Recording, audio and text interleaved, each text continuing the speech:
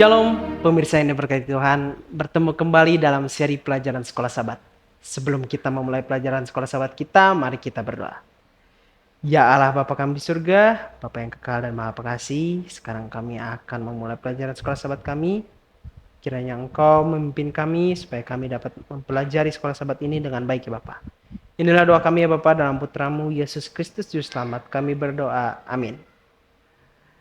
Pelajaran Sekolah Sabat kita pada hari Jumat 16 Mei 2025, kita sudah masuk ke dalam pendalaman. Bacalah tulisan Ellen G. White, Pertikaian Berakhir, halaman 699 sampai 716 dalam Alfa dan Omega jilid yang ke-8. Iblis yang pernah menjadi kerup yang menutupi berusaha menghancurkan kepercayaan pada tahta Allah.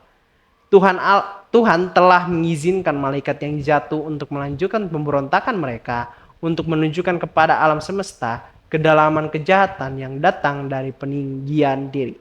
Dan sementara iblis berhasil menipu umat manusia untuk bergabung dalam perangnya melawan Tuhan, Kristus benar-benar mengalahkannya di kayu salib.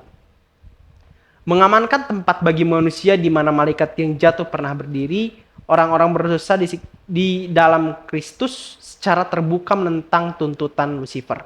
Skenario terakhir dalam beberapa hal merupakan wahyu yang lebih besar tentang kebaikan dan kasih Allah daripada yang pernah ada sebelum kejatuhan Lucifer.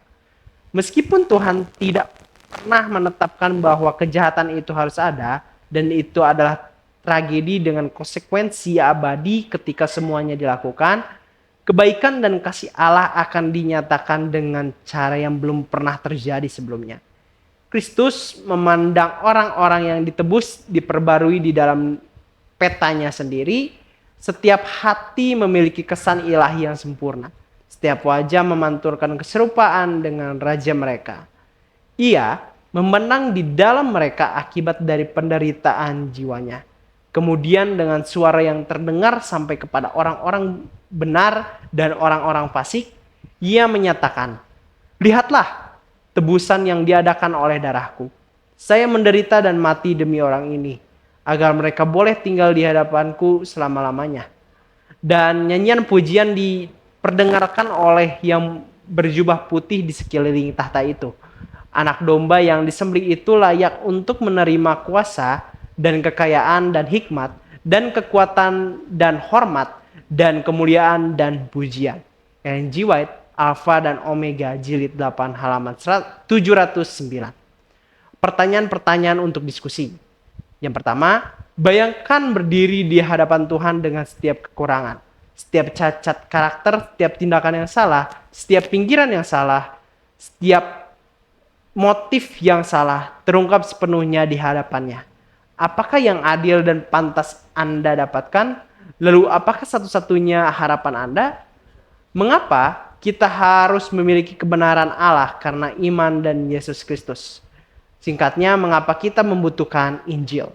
Yang kedua, Yohanes Pembaptis seperti yang telah kita lihat berperan sebagai serafim atau pelita yang menyala dan bersinar yang kita dapat lihat dalam Yohanes 5 ayat 35, dia tentu saja adalah pendahulu Kristus yang mengabarkan kemunculan pertama Mesias.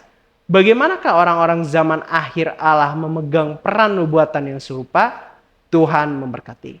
Mari kita bersatu dalam doa. Ya Allah Bapa kami di surga, pada saat ini Bapa kami telah selesai belajar Sekolah Sabat. Terima kasih atas pimpinan-Mu dan kiranya pelajaran-pelajaran yang telah kami dapatkan dapat kami mengerti ya Bapak. Dan kiranya firman terakhir ini dapat terus membimbing kami agar menjalani hari dengan baik, menjalani segala aktivitas kami dengan baik ya Bapak. Dan kiranya Engkau juga memberkati pemirsa dalam segala pekerjaan dan juga segala aktivitasnya Bapak.